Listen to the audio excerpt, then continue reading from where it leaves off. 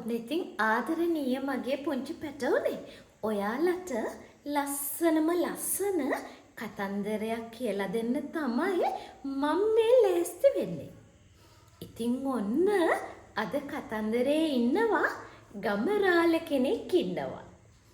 ගම හාමිනේ කෙනෙක් ඉන්නවා. ඒ වගේම මේ ගම හාමිනේටයි ගමරාලටයි ගම දුවෙකුත් ඉන්නවා.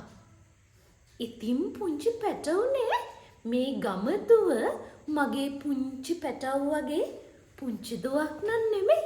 එයා ලොකු දුවක්. ඉතින් මේ ගමරාලගේ ගම හාමිනේගේ දුව ජීවත් වුණේ ටිකක් ඈත ගමක. ඉතින් ඔන්න එක දවසක් අපේ ගමරාල උදේම එයාගේ දුව බලන්න යන්න කියලා ලක ලෑස්ති වුණා. ඉතින් අද වගේ ගමන් බිමන් යන්න ගොඩාක් ඉස්සර කාලේ යාන වාහන තිබ්බේ නෑනේ. මිනිස්සු පයින් තමයි ගමන් බිමන් ගියේ. ඉතින් ඔන්න උදේම අපේ ගමරාල එයාගේ දෝනියෙන්ද බලන්න දෝනියන්දගේ ගෙදෙට්ට පිටත් වුණා. දෝනියෙන්දත් මොකද තාත්තා එන ආරංචියට එයා දන්න කැවිලි වර්ග ගොඩාක් හදාගෙන හිටියා. ඉතින් අපේ ගමරාල දෝනියෙන්දගේ ගෙදෙට්ට ගියා විතරයි. එයාගේ දුව ආදරෙන් තාත්තව පිළි අරගෙන එයා හදපු කැවිලි වර්ග තාත්තට කන්න දුන්නා. ඉතින් මේ කැවිලි අතර තිබුණා අපේ ගමරාල කවමදාවත් දැකලා නැති කාලා නැති කැවිල්ලක්. ඉතින් මේ අපේ ගමරාලට ඒක කන්න ආස හිතුණා. මොකද කරේ? මොකක් කරන්නේද? ඕ පුංචි පැටව වගේ තමයි ගමරාලත් දෙක්ක ගමන් අර කැවිල්ල කෑවා. අම්මේ හරි රසයි. ඉතින් ගමරාලට එතන තිබ්බ ඔක්කොම කන්නත් බෑනේ. එයා හිතුවා ගෙදර ගිහිල්ලා ගම හාමිනේට කියලා ඒ කැවිලි වර්ගي ඇත්තේ තරම් හදාගෙන කනවා කියලා. එහෙම හිතාගෙන අපේ ගමරාල එයාගේ දුවගෙන් ඇහුවා දුවේ මේ රස කැවිල්ලේ නම මොකද්ද කියලා. දුවත් ඉතින් ආඩම්බරයෙන් කිව්වා තාත්තේ ඔය කැවිල්ලට කියන්නේ වෙල්ල වැහුම් කියලා. මොකද්ද පැටවුනේ කැවිල්ල? ඕ වෙල්ල වැහුම්.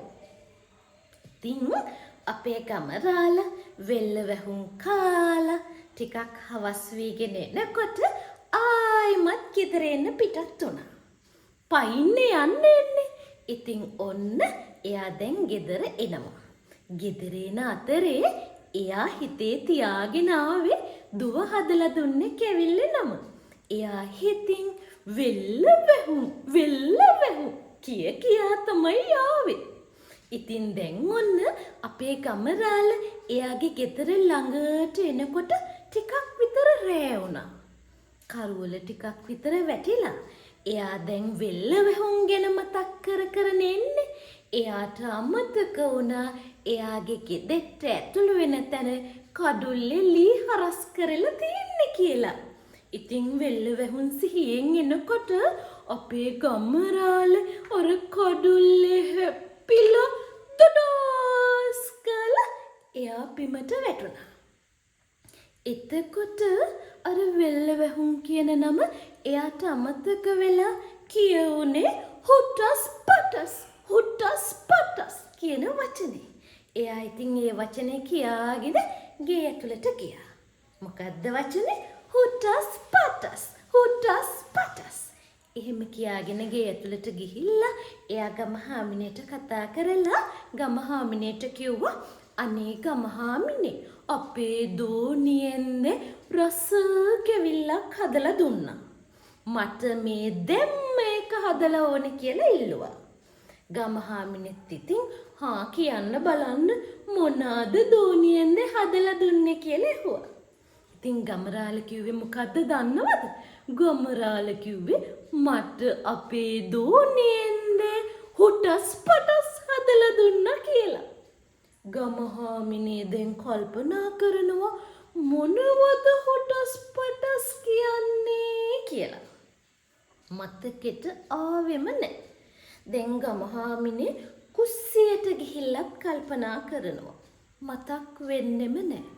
ඔන්න ආයිමත් අපේ කමරාල කුස්සියට ඇවිල්ලා ආයිමත් ගමහාමිනේට කියනවා ගමහාමිනේ මට කෝ හුටස් පටස් හැදුවද කියලා අහනවා.